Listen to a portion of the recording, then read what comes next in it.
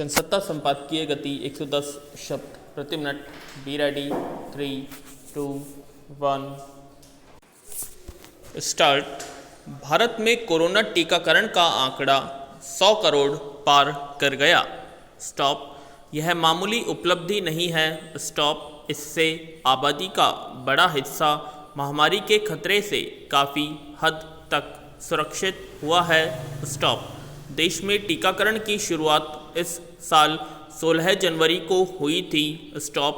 साल के अंत यानी 31 दिसंबर 2021 तक पूरी आबादी को टीके की कम से कम एक खुराक देने का लक्ष्य रखा गया था। स्टॉप।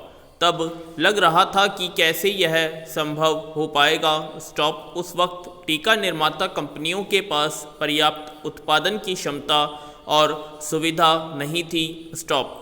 फिर इतनी बड़ी आबादी के लिए टीकों का उत्पादन कोई मामूली काम नहीं था। स्टॉप।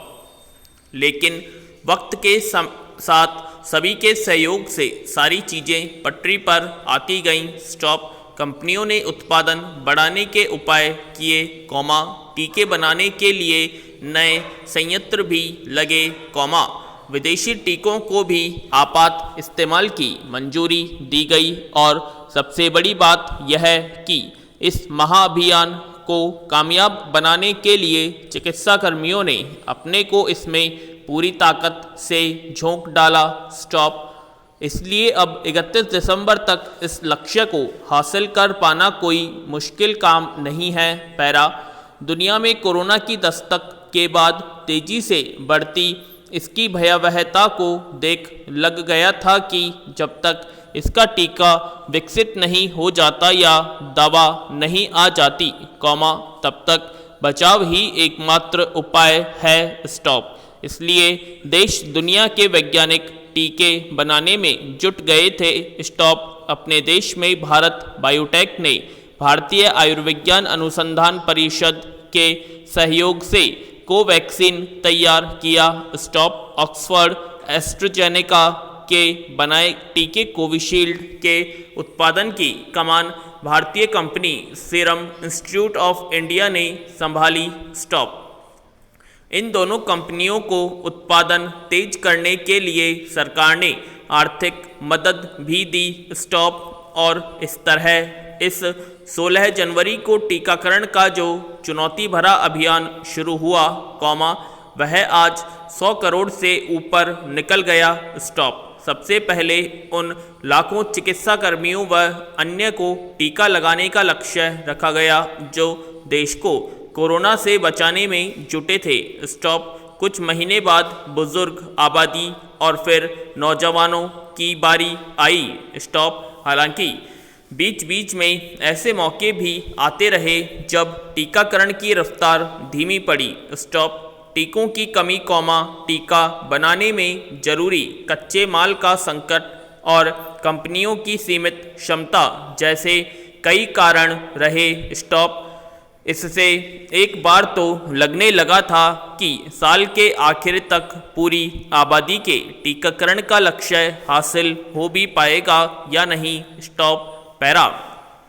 दूसरी लहर में भारत ने कोरोना का जो दंश झेला है, उसे कभी भुलाया नहीं जा सकता। स्टॉप। रोजाना संक्रमण की दर और मौतों के मामले में हम अमेरिका तथा ब्राज़ील के बाद तीसरे स्थान पर है। तब लगा था कि अगर और पहले टीका आ जाता तो बड़ी संख्या में लोगों को बचाया जा सकता था। स्टॉप। हालांकि भारत ने उस कठिन वक्त में भी दूसरे देशों को टीके देकर आपसी सहयोग और भाईचारे की जो मिसाल कायम की, उसे भी दुनिया कभी भूलेगी नहीं। स्टॉप। इस वक्त देश की 75% आबादी को टीके की पहली खुराक और 31% को दोनों खुराक लग चुकी है। स्टॉप। हालांकि टीके को लेकर लोगों के मन में शुरू में कुछ आशंकाएं भी रही, लेकिन अब लोगों खास तौर से नौजवानों में जागरूकता बढ़ी है। स्टॉप। यही कारण है कि टीका लगवाने वालों का सबसे बड़ा समूह 18 से 44 साल वाला है। स्टॉप। कोरोना का संकट अभी टला नहीं है। स्टॉप। देश के कुछ राज्यों में अभी भी स्थिति चिंताजनक है। स्टॉप। इसलिए सबसे ज़्यादा जोर बचाव संबंधी उपायों और दूसरी खुराक का लक्ष्य पूरा करने का होना चाहिए। स्टॉप। पैरा। सर्वोच्च न्यायालय ने स्पष्ट कर दिया है कि किसानों को आंदोलन का अधिकार तो है, मगर वे अनिश्चित काल तक रास्ते रोक कर नहीं रख सकते। स्टॉप। दरअसल, एक नागरिक की याचिका पर अदालत ने यह फैसला दिया है। स्टॉप। याचिका में कहा गया था कि किसानों के रास्ते घेरकर धरने पर बैठे होने की वजह से लोगों को आने जाने में असुविधा होती है। स्टॉप। कई बार कई घंटे जाम में फंसे रहना पड़ता है। स्टॉप।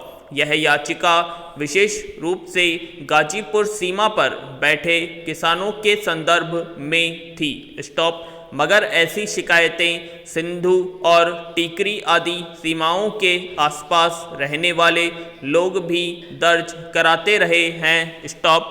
पिछले दिनों सिंघू सीमा से लगी औद्योगिक इकाइयों की याचिका पर भी अदालत ने यही कहा था कि अगर आंदोलन की वजह से लोगों के रोजगार और कारोबार पर असर पड़ रहा है, तो रास्ते खाली कराने का उपाय किया जाना चाहिए। स्टॉप। सर्वोच्च न्यायालय का ताज़ा आदेश आने के बाद खबर आई कि गाजीपुर सीमा पर किसानों ने जगह खाली करनी शुरू कर दी है। स्टॉप। मगर फिर किसान संगठनों ने स्पष्ट कर दिया कि दरअसल, सड़क उन्होंने नहीं, पुलिस ने पक्की दीवार बनाकर घेर रखी है। स्टॉप।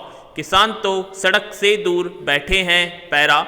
अदालत ने किसान संगठनों को अपना पक्ष रखने के लिए 3 हफ्ते का समय दिया है। स्टॉप। किसान शुरू से कहते आए हैं कि उन्होंने सड़क नहीं घेरी है। स्टॉप। पुलिस ने सड़कों पर अवरोधक खड़े कर लोगों को आने जाने में असुविधा पैदा की है। स्टॉप। सर्वोच्च न्यायालय ने ठीक ऐसा ही आदेश नागरिकता संशोधन कानून के विरोध में धरने पर बैठी महिलाओं के संबंध में भी दिया था। स्टॉप। उसके बाद दिल्ली पुलिस ने धरने के खिलाफ सख्ती बरती थी। स्टॉप। हालांकि तब भी स्थिति यही थी कि पुलिस ने सड़कों पर अवरोधक खड़े करके लोगों को लंबा रास्ता तय करके आने जाने पर मजबूर कर दिया था। स्टॉप। मगर किसान संगठन भी अपने पक्ष पर अड़े हैं। स्टॉप। एक बार तो संयुक्त किसान मोर्चा के नेता राकेश टिकैत ने यहाँ तक कहा था कि अगर अदालत आदेश तो वे सड़क खाली करा सकते हैं। स्टॉप। किसान तो सीमाओं पर बैठना ही नहीं चाहते थे, वे दिल्ली के रामलीला मैदान में धरना देना चाहते थे, मगर पुलिस ने उन्हें दिल्ली में घुसने की इजाज़त नहीं दी। स्टॉप। फिर वे सीमाओं पर ही बैठ गए। स्टॉप। बातचीत का सिलसिला लंबा खिंचता गया और फिर रुक ही गया, तो किसानों ने वहां रहने के स्थायी इंतज़ाम करने शुरू कर दिए। पैरा। छिपी बात नहीं है कि धरने पर बैठे किसानों को परेशान करने की नीयत से पुलिस और प्रशासन ने तरह तरह के हथकंडे अपनाए। स्टॉप। उनकी बिजली पानी की सुविधा छीन ली। स्टॉप। फिर सड़कों के किनारे गहरे गड्ढे खोद दिए। स्टॉप। पक्की दीवारें खड़ी करके उन्हें अलग थलग करने का प्रयास किया गया। स्टॉप। गाजीपुर सीमा पर तो पुलिस ने कंटीले तार की बाड़ खींच दी, सड़कों पर बड़ी बड़ी कीलें गाड़ दी। स्टॉप। उनकी इन हरकतों की खबरें विस्तार से छपती रहीं। स्टॉप। अदालत की जानकारी में ये सब बातें होंगी। स्टॉप। इसलिए जब किसान उसके समक्ष अपना पक्ष रखेंगे तो हो सकता है, फैसले का रुख कुछ और हो। स्टॉप। मगर सरकार इस हकीकत से मुंह नहीं फेर सकती कि उसकी जिद की वजह से किसानों का आंदोलन खींचते हुए अब साल होने के करीब पहुंच गया है। स्टॉप। अगर सरकार अदालती टिप्पणी को आधार बनाकर कोई ऐसा अप्रिय कदम उठाने का प्रयास करेगी, तो स्थिति और विस्फोटक होने की आशंका बनी रहेगी। स्टॉप।